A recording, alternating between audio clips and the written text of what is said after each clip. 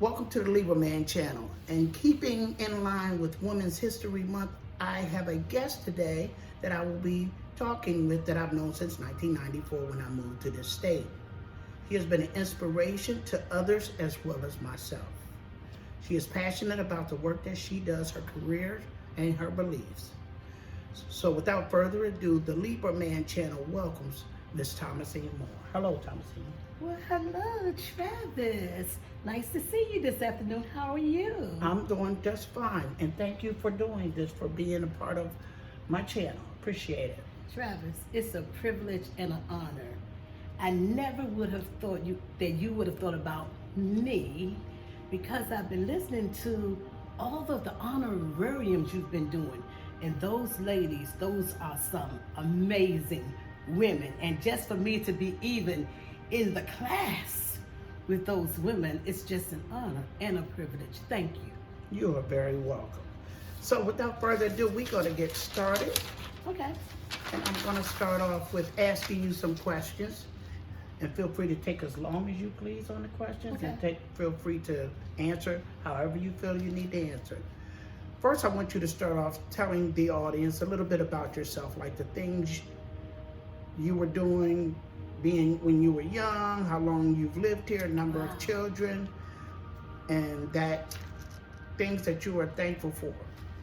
Wow. You asked a mouthful, Travis. Yes. Wow, okay, let's take it one at a time, okay? A little bit about myself. Yes. Well, as you stated, I'm a very peculiar woman, but once you meet me, you'll never forget me. I think that I'm a very unique woman in the sense that I'm a person that loves other people. I'm a people person. And with that, I think I say that because I just love helping people. I was born and raised in a family of 7. My mother had 7 children. My mama had 4 boys and 3 girls, and I'm the baby of the girls. Okay. And so I have 4 older siblings, and then I have a baby brother under me. And so I am baby sister, and then I'm a big sister, all in one. Okay. So it was challenging growing up, because the older ones would say that I'm a tattletale. My name is Thomasine, so I Tom. But my mom, she was very, very independent woman. And I think that's where I get my uniqueness from. I'm very independent. And I think that's where I get my uniqueness from, because my mama say you don't wait for nobody to do it for you. You do it for yourself. That's why I'm a go-getter. You see what I'm saying? Yes. As far as growing up, I come from a family. My mama was a hard-working woman. She had to take care of those children by herself. I never knew my father, but I had father figures. Okay. So growing up, we grew up in the projects. Some people might know I grew up in Newport News, Virginia. So if you know Newport News, then you might know Marshall Courts. That was the projects. But in the projects back then, I grew up in the 70s era. And it was family. Everybody was congruent, and family took care of family. My mom was at work. That means the neighbors took care of those children that was at home. And if it was 3 of us in that house, and that meant that we had responsibilities and we had chores and we had to do the things that my mama was out there working. When she came home, she expected me to have the dinner ready.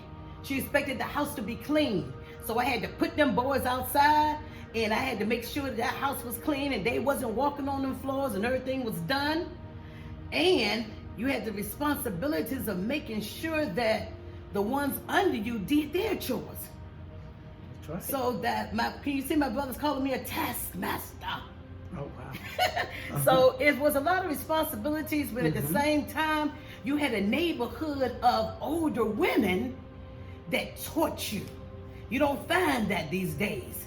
But you would sit around with those older women, and there was something that was said that you don't get in grown folks' conversation.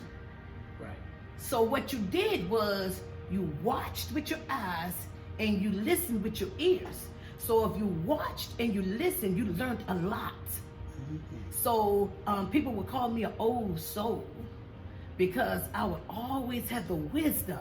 But where did I get it from? My grandmother and the other grandmothers in the neighborhood. Because if you watched and you listened, you would learn a lot. That meant, so when my mama said you need to be in the house with your fast tail, that meant be in the house. Right. That kept me out of a whole lot of situations and a whole lot of circumstances that I found a lot of the other girls involved in. I didn't get pregnant. I was the first in my house of all those 7 children to go to college and get an education. My mama had to say, them boys, especially that one that you're always smiling in his face and stuff, he don't mean you no good. So I don't want him around this house no more. Broke my heart. That was my high school sweetheart. But he had to go. He even followed me to college, got all D's and F's. But my mama said he didn't mean you no good. Them women had wisdom. He didn't mean me no good. Because I know what he was doing. He knew what I was doing, but mama knew too. So I thank God for the wisdom of those women. You don't find that these days.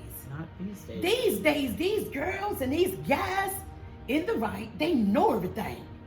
But I thank God for some women that taught us and they groomed us into the woman that I am today. I know who I am. I don't have to be out here seeking and trying to find who I am. I know who I am. I am a woman of stature. I am unique. I am somebody. And I know how to go out here, and I know how to navigate my way through life.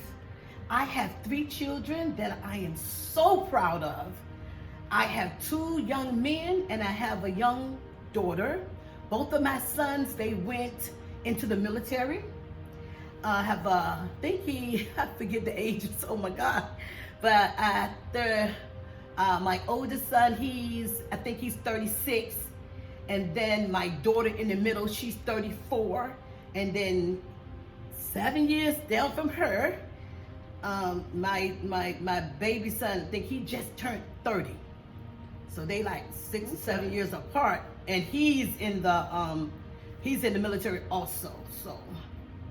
So you have grown kids. Grown kids, grown and gone. Hallelujah. Thank you, Jesus. Yes. But you know what? That lets me know that I did something right.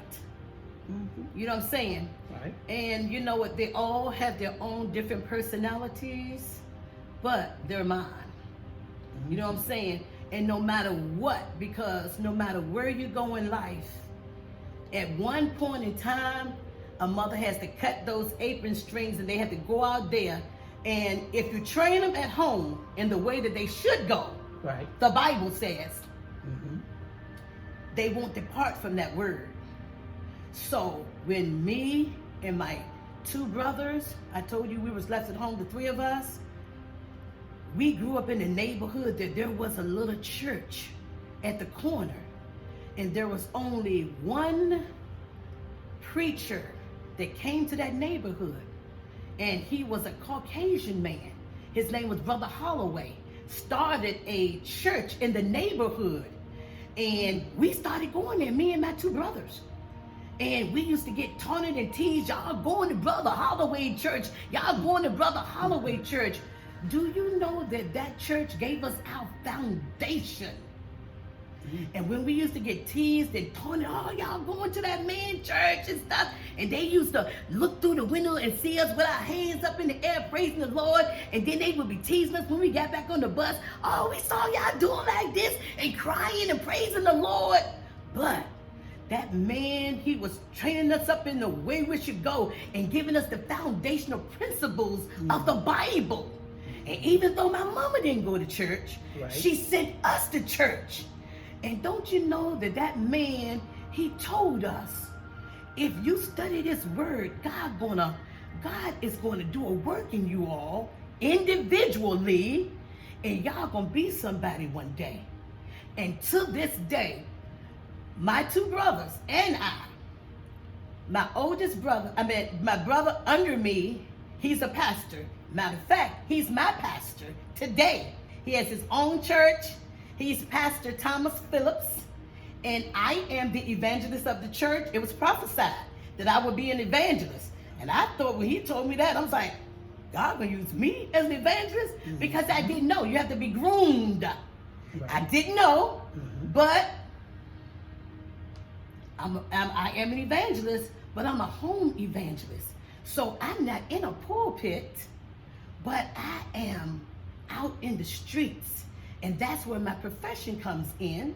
You told me tell a little bit about my profession. Yeah. Tell the audience about your profession. Yes, I am a mental health professional.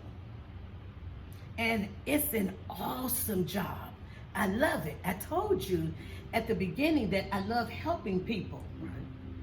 These people that you come in contact that need mental health skill building is what they need. All they need is somebody that cares.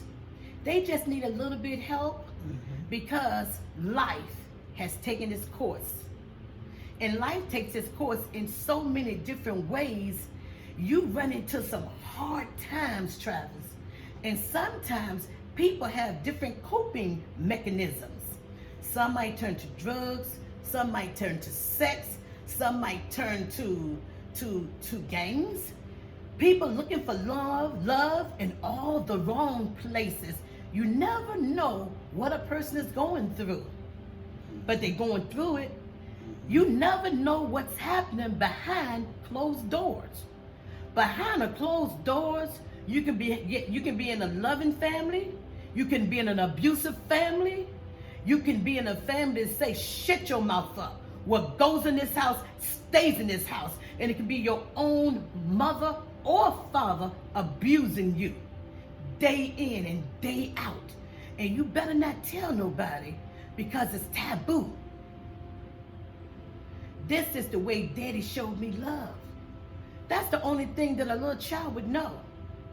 But what about when that child grows up and it's still happening continuously and you are told to shut up until something might happen one day and they find out in the school system, why is she coming to school? Why is she so withdrawn? Why is she so isolated? Is mama at home on drugs? Why is she not? Something's wrong. And then you grow up into an adult and then you might start acting out. You might start doing drugs. Why? Because your mama in there cracked out, your daddy gone, and all of the looking stuff is right there in the house. You there. What you gonna start doing? You just wondering, you've got that, what did they call it? You are just, what is the word? You just, I wonder how it would feel if I take a drink. You know what I'm saying? You know, I know it make him act like this and make her act like this. Wonder how it'll make me feel. And you fall into that. But it's a trap.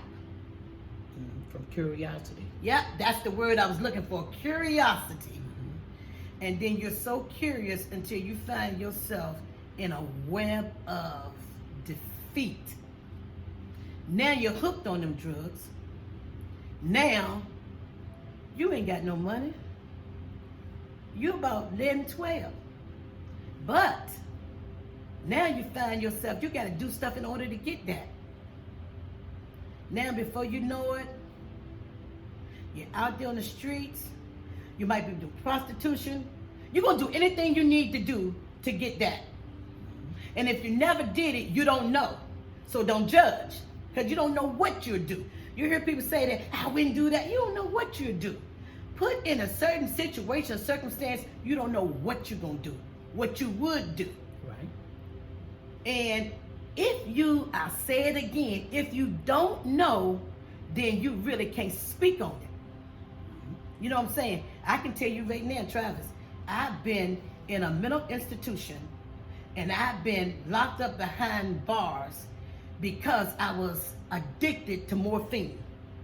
And you can look at me and say, no, not you. And then I would have to come up and say, why not me? Because I was. But my story might not be like another addict's story, because that's a true story about me. Because I had to have back surgery. And when I came out of back surgery, they had to give me what? A painkiller.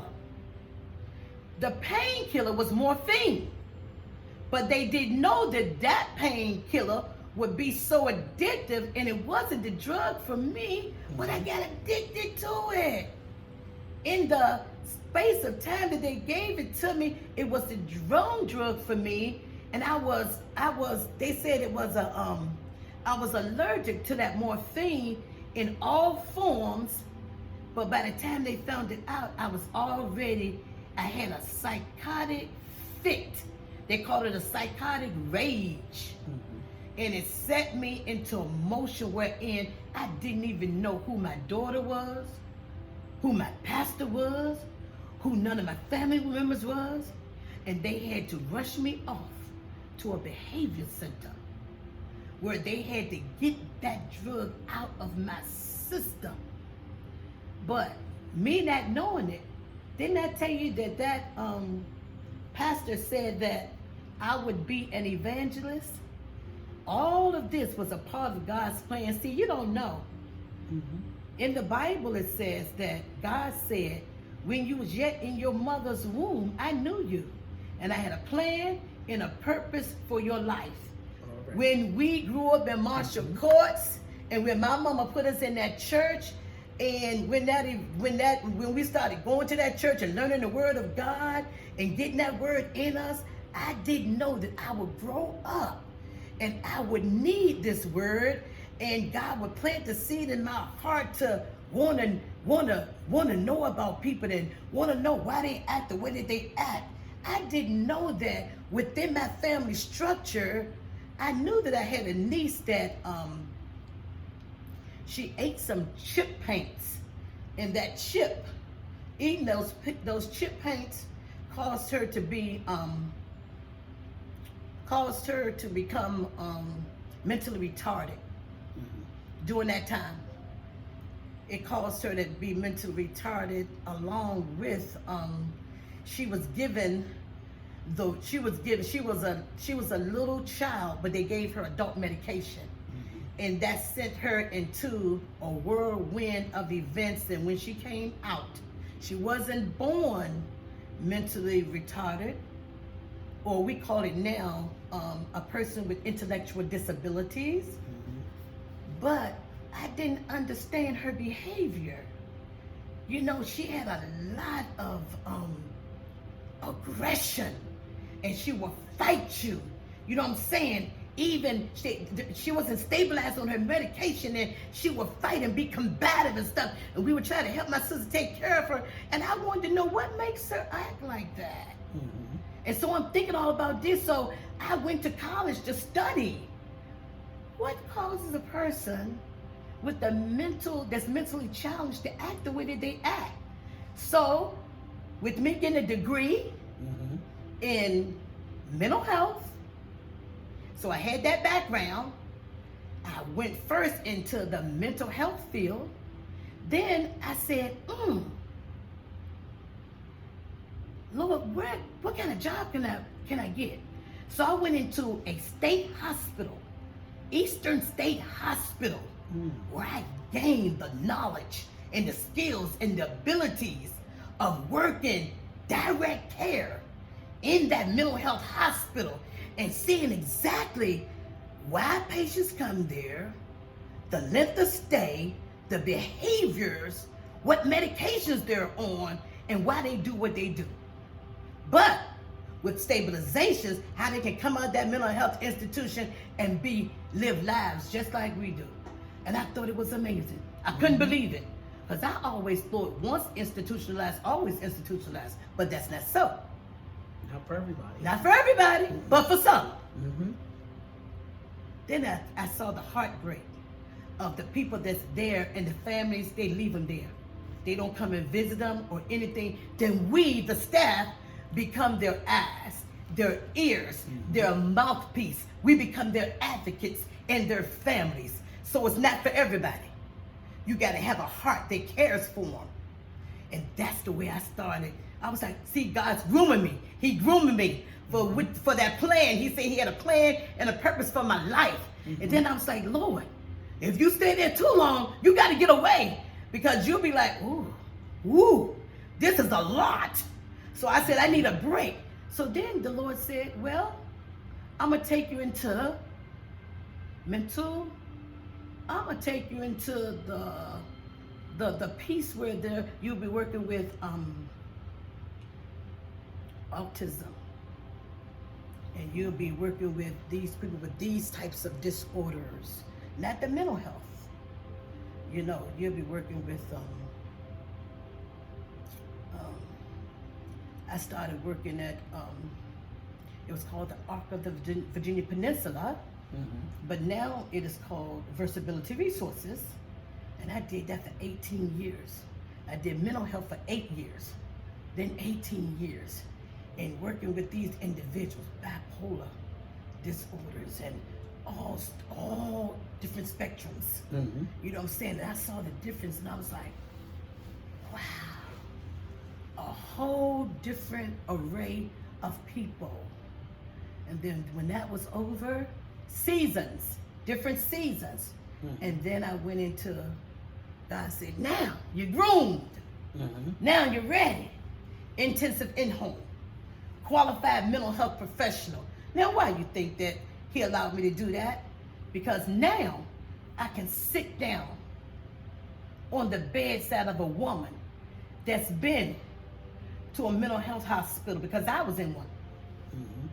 And I can say, I know what you're going through. Because if you don't know, how can you say it out your mouth? You ain't never been locked up, but I had a psychotic episode, just like she had. Now she done been at Eastern State Hospital because she'd been cutting on herself. I was in there because I was addicted to morphine. My next patient, she was in there because she's schizophrenic. You know what I'm saying? And I can relate. You see? But he took my mess and made it into a ministry. And I can care for you and let you know that God cares for you too. And if you brought me out, surely he can bring you out too. So that's why I do what I do. Because I love it. And how many years have you been doing that? 21 years. 21 and counting. years. And counting. You have any regrets about being in this field or any benefits that you've received from being in the field? Regrets? Yeah. I do have some regrets. And I have to be open and honest.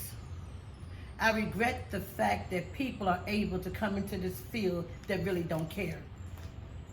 People are able to come and they can make money in this field, and all they care about is the money. They don't care about the people. They talk to them any kind of way. And if there's no cameras, it would never be noticed. Because a lot of times, the people that's telling you that what's happening are not heard.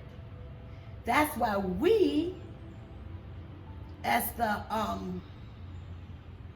their counselors, and we as their caretakers, I told you before, we have to be their mouth. We have to write incident reports. We have to do documentation because we see it. And if they really know that you care, they're going to pull you over to the side and say, Miss Moore, he hit me. Miss Moore, he hit me. Right. And you know what? The ones that can't talk, you know what they're going to do? They're going to put up their shirt and they're going to show me. Somebody did hit them.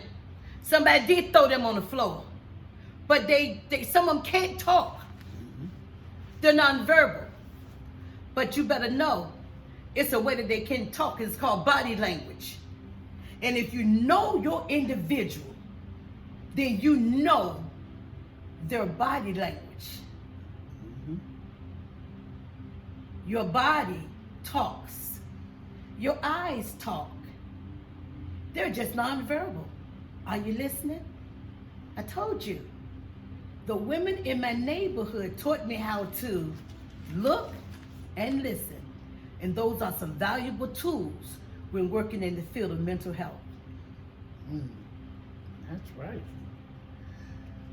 Okay, my final question for you is, how do you feel about being honored on this Women's History Month as an individual that meets the qualifications, and your stature put me in a position where I was willing to interview you on this national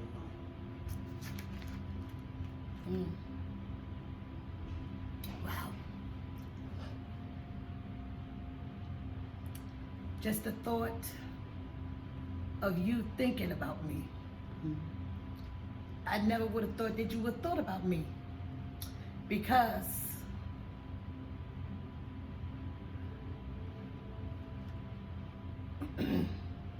I know you.